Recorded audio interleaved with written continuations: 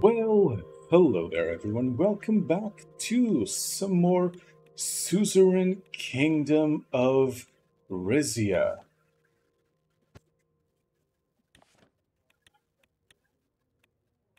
Let us check where everything is. RPP takes the win. We get the gas fields. Everything's going up great, isn't it? Let us hope. We need to invest in things, but we don't have a lot of money. We do have a shit ton of authority, though, which is good. The Port Drazon Observatory Tower stood tall against the night sky, stars twinkling overhead as my motorcade arrived beneath it. However, it now functioned more as a museum than as a site for astronomical observation due to the city's light pollution. That is honestly that ever since I learned about light pollution when I was a teenager, that is one of the things that breaks my heart so much that I cannot look at the sky and see how awesome it is. And there's barely any place in the world where you can actually see the sky because almost you have to go basically into the middle of the ocean to be far enough away from cities that you can actually look at the night sky without it being without the light pollution affecting it. It breaks my heart. Honestly, we should all be campaigning on our politicians to build those new street lights that point directly at the ground and not up, because everyone deserves to look at the night sky. Anyways, tangent over. However, it now functioned more as a museum, yada yada yada, light pollution. It served as a relic of Rizia's bygone era when the night sky's wonders were more easily unveiled. I'd come to meet with Grand Wiseman Ignatius for the alignment of the six stars, a rare celestial event that occurred every 200 years and was celebrated by Ruhicus worldwide. The alignment is sure to be impressive from that vantage point. Titus nodded towards the top of the tower.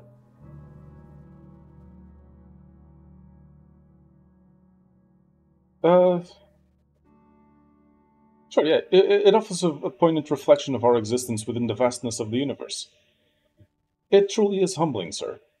For long, Titus and I vacated our vehicle. Yeah, like you don't need to be religious to think cosmical events are awesome. For a long, Titus and I vacated our vehicle, entered the building, and ascended to the spiraling staircase. The celestial event held the prospect of a connection to the divine, a moment I had been eagerly anticipating. We eventually reached the top. I was nearly out of breath, whereas Titus seemed to breeze through it without breaking a sweat. So clearly, we need to fashion some kind of litter so that Titus can carry us around. Uh, Two guards greeted us at a door, one of whom opened it. I stepped inside while Titus remained behind. The dimly lit room carried the scent of aged books and burning incense while candles cast a soft glow. Sal was hunched over an altar adorned with astrological charts and religious artifacts, seemingly unaware of my presence. I hope I'm not interrupting anything. Startled, Sal raised his head to meet my gaze. Forgive my oversight, Your Majesty. I didn't realize you had entered. I've been immersed in arrangements for tonight's holiest of events. Think nothing of it. The Wiseman's face brightened. I'm delighted to have you here. Tonight's event promises to be truly exhilarating. It's remarkable that we're about to witness the same celestial alignment St. Ruhek beheld so many years ago. You're acquainted with the story, aren't you?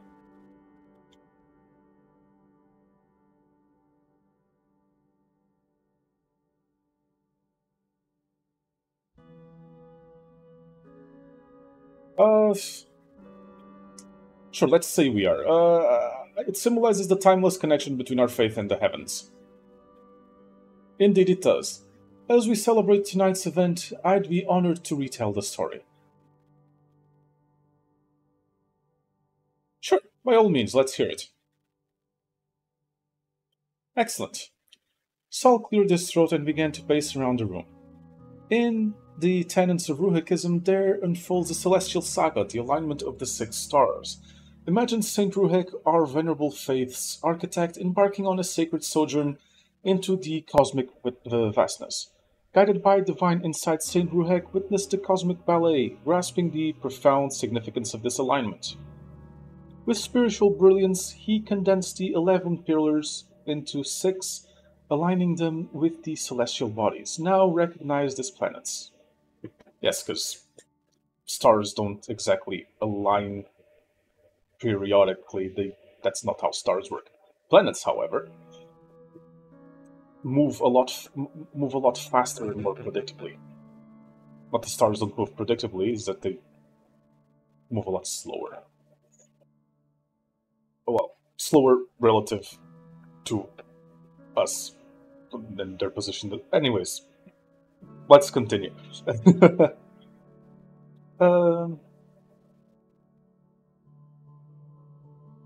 the library of St. Ruhek in Latchaven play a crucial role in this transformation?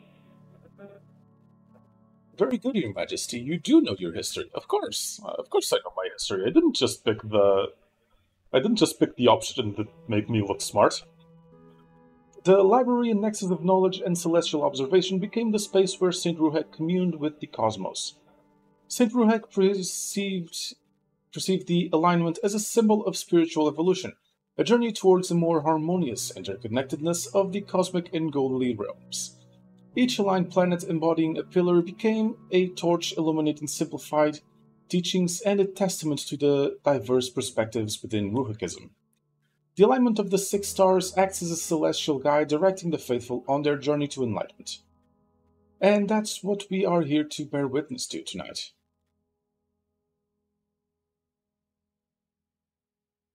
Sure, let's suck up to him a bit. I've heard the tale 100 times, but never told so well. Your oratory skills would make Saint Ruhek himself proud. Sad nodded appreciatively. If you'll follow me to the balcony, we can continue our discussion while bearing witness to tonight's event. I stepped into the cool evening air alongside him, Port Drazon sprawled beneath its lights flickering like stars in the night. However, when I gazed upwards, there were no stars to be seen, nothing but clouds blanketing the sky.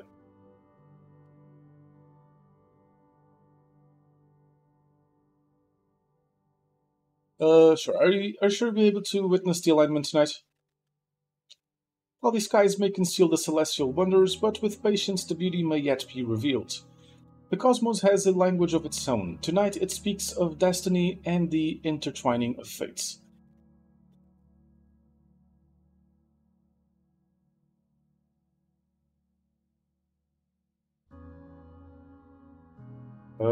Sure. Until then, let's pass the time by speaking about the state of religious affairs in Rizia. Certainly, I'd be delighted to provide you with an overview of the prevailing sentiments within our religious communities. Fellow Ruhikists overwhelmingly favor your reign. You got off to a good start with them when you decided to restore the Ark Sanctuary of Plavo, and the fact that you brought in experts to expedite its construction truly displays your allegiance to our state religion. I have also been hearing complaints within the community about the Crown's refusal to improve living standards for commoners. With little help coming from the government, the onus is on the Church to aid those most in need.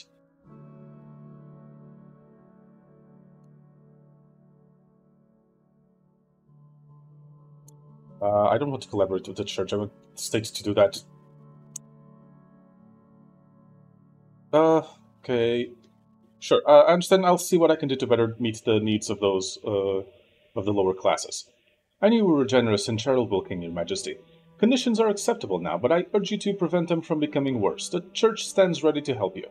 Now, as for the Dasnurists, they harbor no negative feelings towards you, yet they haven't developed notably strong positive impressions either. Notably, the delays in completing the Grand Sanctuary of Salabis have diminished Your Majesty's likability in their community. Not exactly my fault. You see, it's not just about the physical structure. For Dasnurists, it's the symbolic representation of your neglect of their religious heritage. As a community composed primarily of Vazex and Rumburgians, they appreciate the strides you've made in improving rights for foreigners. Sometimes difficult decisions must be made for the greater good, even if they impact personal likability. Difficult decisions indeed. As for the Colcondist community, it goes without saying that the blasphemy law continues to strain relations. But your decision to allow Dirtian pilgrims to cross into the country from Morella was met with widespread praise. However, your deportation of the pilgrims illegally occupying the Plavork sanctuary was strongly denounced. By Colcondists, I mean I myself approve of it wholeheartedly. Of course you did. Overall, while you're not on the Golcondists' bad side, you're not on their good side either. To be honest, you should not do more to feed into their fervor. Their radical beliefs, especially those of Dirty and Golcondists, are incompatible with the Rizian way of life.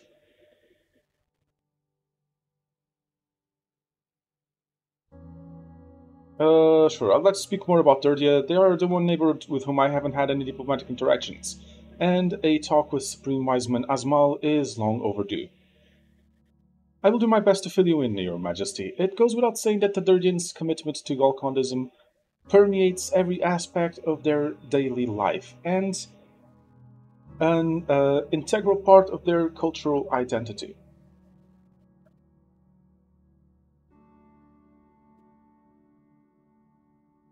I have faith that we will be able to bond over our shared beliefs. Ruhikism is Ruhikism, after all. Pay a visit to Dirty, Your Majesty, you will see what I mean. If you seek diplomatic relations with Dirdians, you must acknowledge that their legal systems and religious doctrine are deeply intertwined, especially concerning our bans on Golcondas worship and homosexuality. Ah, that is not great. We need to unban those things. The Dirtians' perspective on this differs significantly, to put it mildly.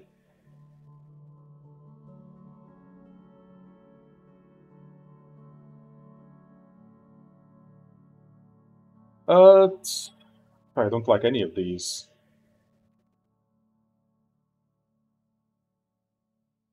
I don't like any of these options.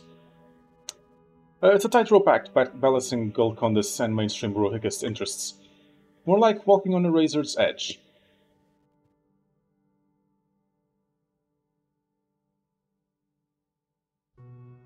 Nevertheless, I simply want to improve our diplomatic relations in any way, shape, or form. Of course, a united front with our neighbor, despite our religious differences, is more resilient against external changes. You did not give in to Vezek pressure to ban Durdians from our borders. I believe you've left the door open for future negotiations with their supreme wiseman. I hope so. We still don't have assurances that it will foster better relations or lead to a beneficial collaboration. Yes, but keeping channels open is a diplomatic necessity. It goes without saying that the last thing we need is another adversary on our doorstep.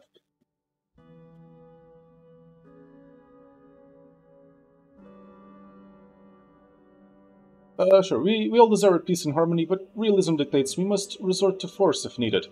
Yet it still leaves me deeply conflicted. As it should, Your Majesty, no man of God makes use of violence without it weighing heavily on his conscience. A silence settled between us. If I may speak candidly, Your Majesty, I find your commitment to the traditional values of Ruhikism most inspiring. Your willingness to uphold our anti-blasphemy laws is a testament to that commitment. I'm not exactly willing, I just haven't gotten around to repealing it yet. And I believe that continuing down this path will not only honor our rich history, but also cultivate a sense of unity and purpose amongst our people. Moreover, it will foster inspirational loyalty and a shared devotion that will stand as a beacon of generations to come.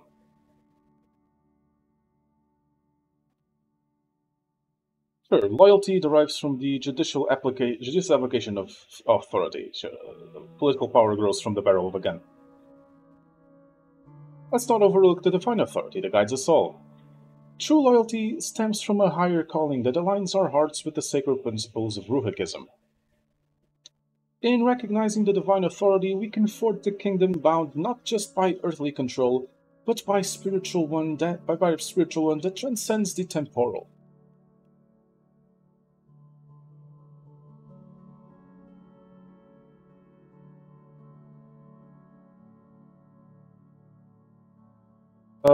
Sure. Sure, our kingdom's strength is in the steadfast loyalty of its subjects. First and foremost, I want them to have faith in me. Are you suggesting that we alter the established religious order, one that has stood unchanged for centuries?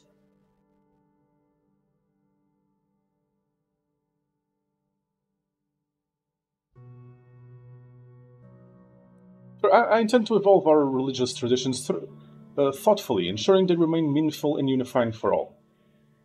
Idealistic, however, the practicality of achieving such an endeavor is rife with challenges, but not impossible. Well, I'm unapologetically partial to Rizia as a Ruhicus state, and will concede that there is more than one approach that could be considered.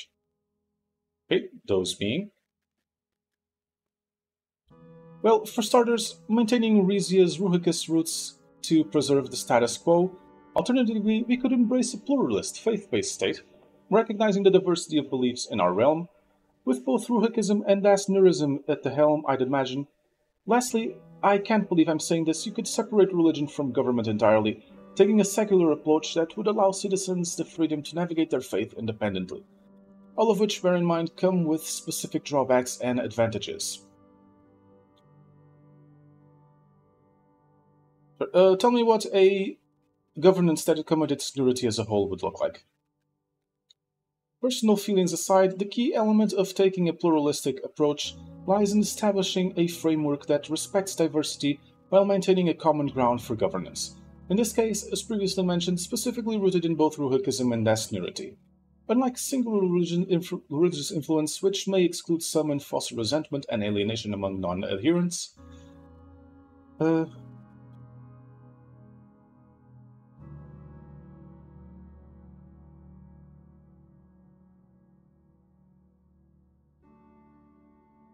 if Rizia had implemented a pluralistic system when we were married, my late wife wouldn't have converted to Ruhicism from Dasnurity. As always, you have my most sincere condolences. However, I urge you to set your personal feelings aside and take a pragmatic approach. Ruhicism has provided a stable foundation for our kingdom for the generations that came before us, and I see no reason to deviate from that path. Introducing multiple faiths risks diluting the principles that have anchored us for generations. Unity can still be achieved without compromising the strength derived from a singular religious influence. You've given me a lot to think about it. It seems the path I choose for its religious future could shape our kingdoms profoundly.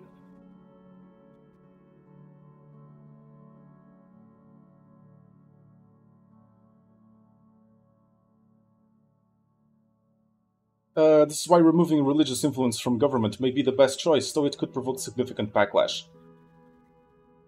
Calling it a significant backlash would be an understatement. It could spark dissent and upheaval throughout the kingdom. I continued looking out over the city as the echoes of Saul's counsel reverberated in my mind. I knew any path I chose regarding Rizia's religious future carried the risk of creating a backlash if I chose to change anything at all. As the question consumed my thoughts, the heavens seemed to respond. The thick clouds that veiled the sky suddenly dispersed, revealing the fabled alignment. 6 planets shone above us in a perfect arc, each brighter than the last. Below, the city hushed as onlookers collectively witnessed the extraordinary phenomenon. My god, it's even more breathtaking than I could ever have imagined.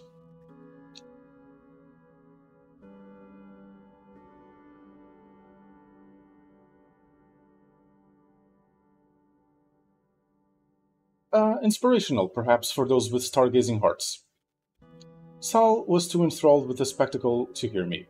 The 6 tenets of Ruhicism, Your Majesty, each of them a guiding beacon in the darkness, shedding light on our past and the days to come. I remember the visions Sal foretold during the consecration of the king's ceremony. Fractured crowns, soldiers in war, the lovers, swarm of birds and 3-headed monsters.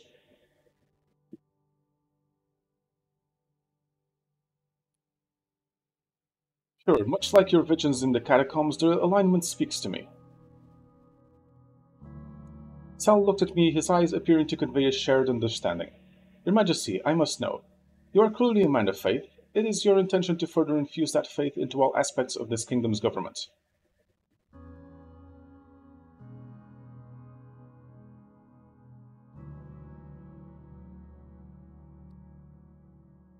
As I see it, the best way forward to fostering unity may involve embracing not just Ruhicism but austerity as well.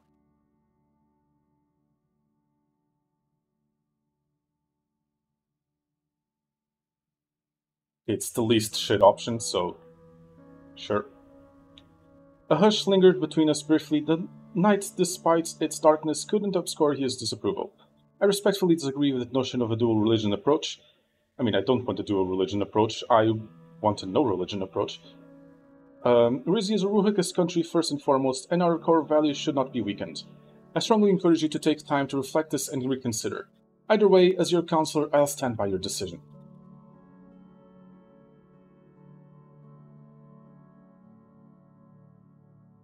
Sure, rest assured that your concerns will be carefully considered. Thank you, Your Majesty, I'm pleased to hear it. It's been a pleasure speaking to you on this momentous occasion. I am honored that we could witness it together. Saul and I said our goodbyes before we parted ways. As I stepped out of the room, Titus greeted me with a brief bow. I hope everything went as expected, sir.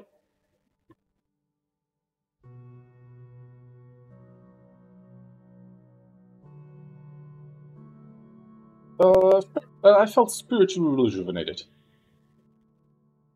After descending the observation tower and stepping outside with Titus, I was again greeted by the celestial phenomenon above. Titus momentarily stopped in his tracks to gaze overhead. It was then I realized this was his first time seeing it. This is astonishing. I've never seen anything like it before.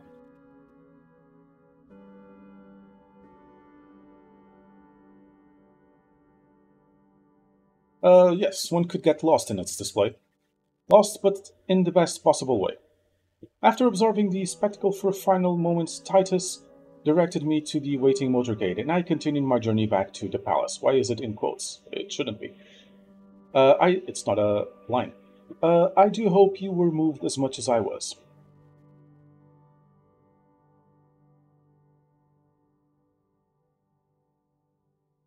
Sure. Indeed, the alignment of the six stars not only graced us with its eternal beauty, but illuminated the path I am to embark upon. As we headed back to the place, Titus and I discussed deity and the intricate workings of fate as guided by the stars above. I mean, yeah, Myramus is a religious man, but he is also a believer in the importance of secularity. Anti-planetary society's million-man march ends in comic failure. Okay.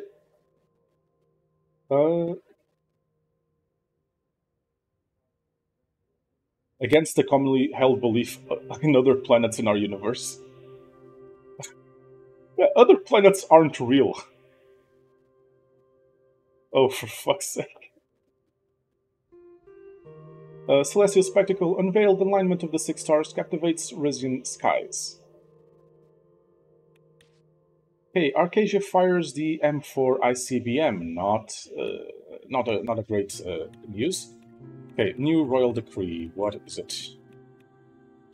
Change state religion to Nurity. Remove state religion. -5 authority. Electoral reform. -6 authority. Huh. I want to do both, but I don't have enough authority right now.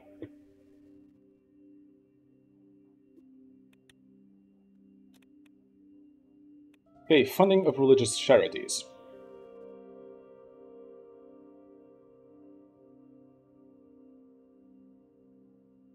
Okay,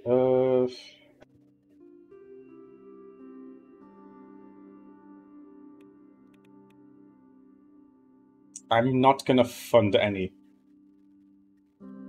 Like, I would like to fund multiple, but since I can't, I am not gonna fund any. I don't have the money either. Sure. Conversation with Luzida Azaro. Ooh, perhaps a chance to evolve the budding relationship.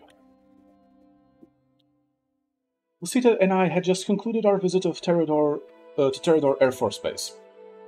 The focus I devoted to the Rizian Air Force early in my reign was paying off.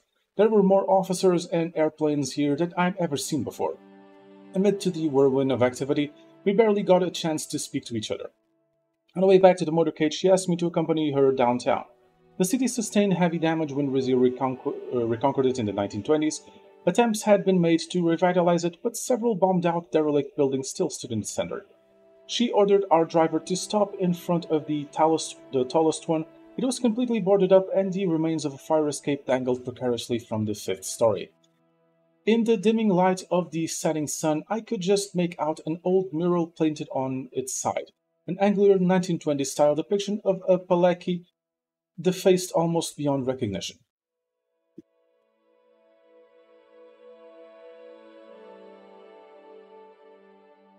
Sure, where are you taking me, Duchess Cesaro?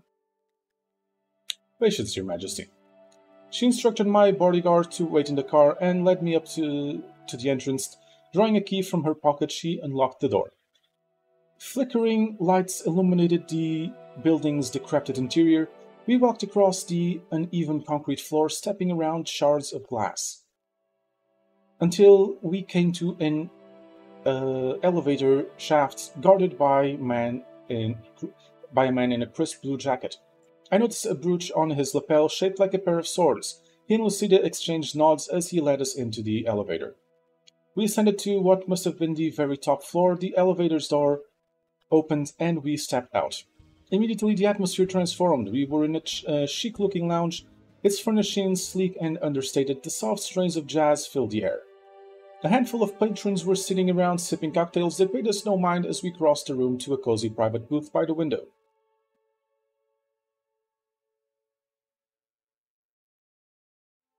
Hey, where are we? My family bought this building when Rizia took back the Palais Administrative District. We've been using it as a members' club of sorts. She smiled conspiratorially. You look like you could use a break from Ironjaw down there.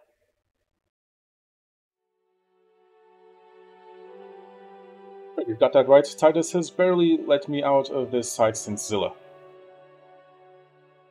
I don't know how you deal with it. My own guards are paid very handsomely to leave me alone. About a bow-tied server approached our booth to take our orders.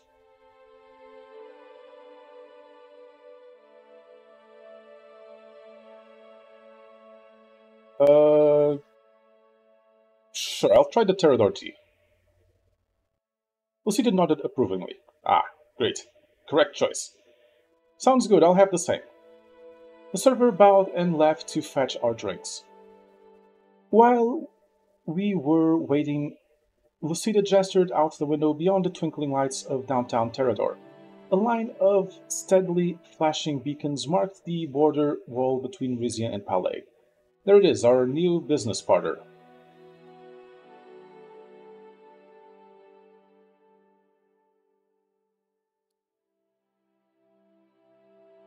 Sure, maybe it won't take a war for Palais to reunite with Rizia. We can find an economic solution. Her brow furrowed. Still think avoiding conflict with Palais was the correct strategy. Of course, not everyone in Rizia feels the same way.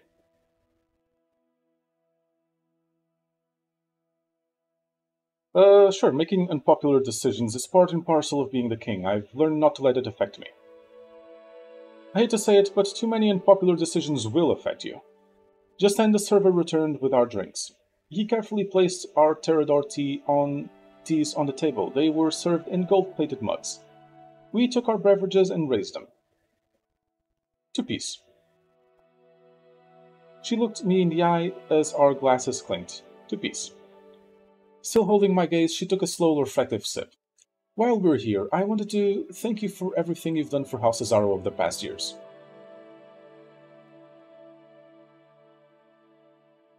Sure, no need to thank me. Your house and mine share a special bond.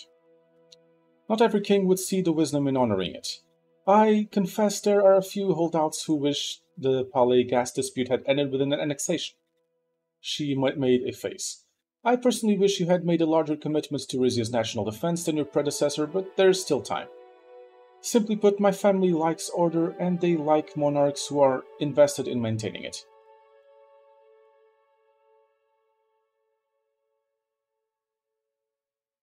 Okay, and how do they plan to reward me? Um, Great, because I have more investments planned. She smiled. I look forward to them. I've heard rumors that you're trying to make changes to the Rizian government. My family's prepared to back you as long as you don't go too far. What do you mean too far? Giving the citizens a modicum of power can help prevent another uprising. Giving them too much will lead to instability on a mass scale.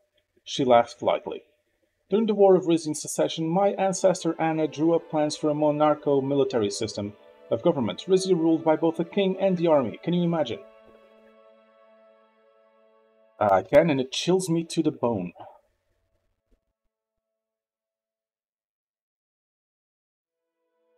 We'll never know whether it would have worked. You should know that my father is beginning to make a recovery. Once he rejoins the council, you should ask him about his opinions on the subject.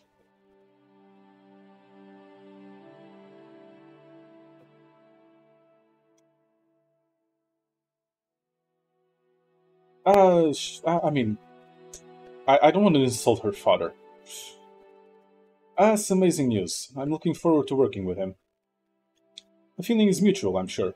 His Majesty Valera told me he trusted General Thaddeus with his life. Treat our house well, and he will be your fiercest protector.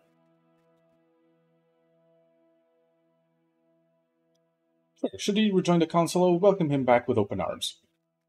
I'm glad. She shook her head.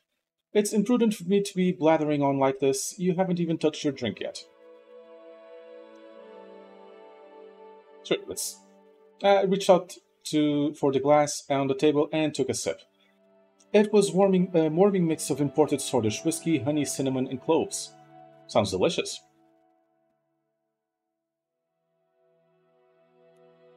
Ah, liquid courage, just what I needed. For what?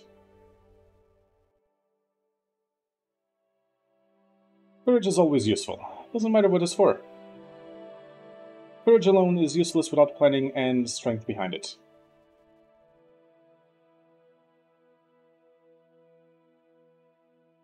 Thank you for bringing me here. I don't know how much I needed a moment of... You don't know how much didn't know how much I needed a moment of respite. Sometimes a bird's-eye perspective is all it takes to achieve clarity. We finished our drinks as the city lights twinkled below us. All too soon, it was time to rejoin Titus and begin the trip back to the Air Force Base. Unfortunately, nothing too interesting happened.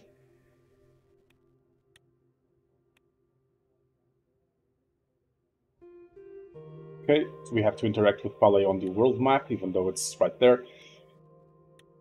Official signing of the Aureus Agreement. For the second time since my coronation, our convoy drove steadily across the cobbled streets of Old Town Palais. But looking at the time of this episode, I am going to leave that for the next one. Thank you all very much for watching. As always, I have been Pope. Please do remember to like, comment, and indeed subscribe. I will see you all next time.